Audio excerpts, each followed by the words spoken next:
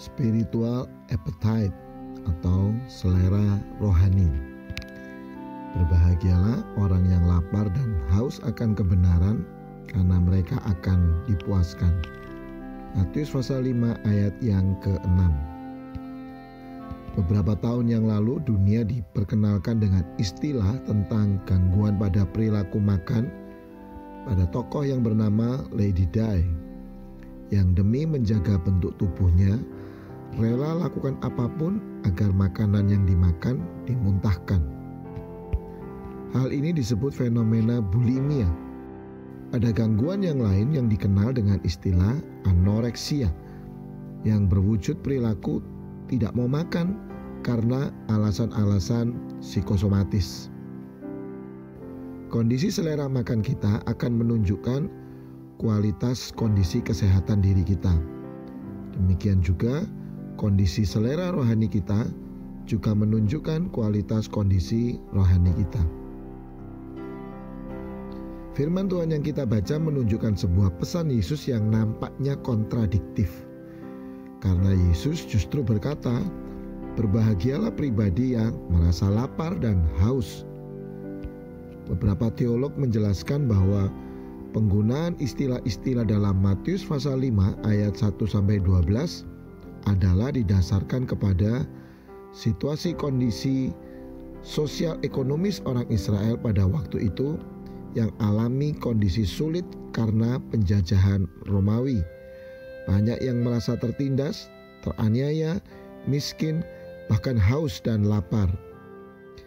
Namun Yesus tidak ingin hidup mereka hanya fokus pada kondisi yang ada dengan mentalitas ketidakberdayaan, melainkan memberi framing baru atau makna baru akan pentingnya memiliki kualitas kehidupan yang sejati dan lebih mulia.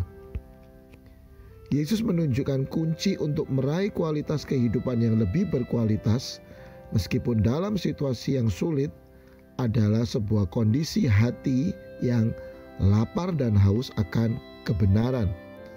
Dan kebenaran itu adalah firman Tuhan. Yohanes 17 ayat 17.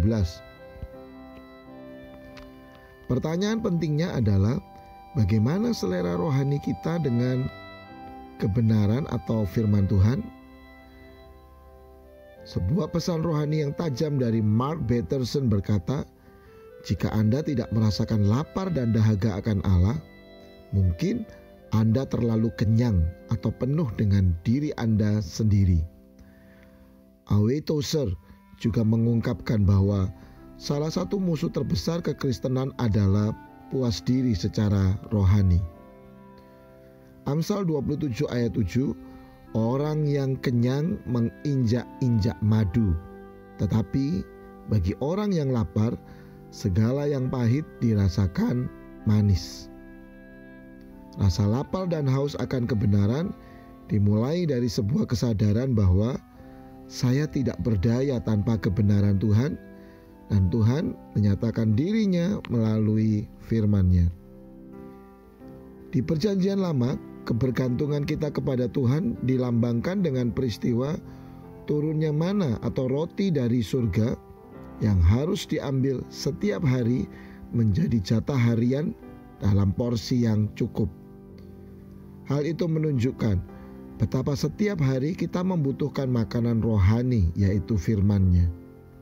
Tapi iblis selalu akan berusaha membuat kita kenyang dengan memberikan penawaran-penawaran yang mengalihkan kita dari Kristus dan kebenaran firman-Nya. Ingat, 3 pencobaan yang Yesus alami semuanya adalah bentuk penawaran iblis. Manusia hidup bukan hanya dari roti saja, tetapi dari setiap firman yang keluar dari mulut Allah.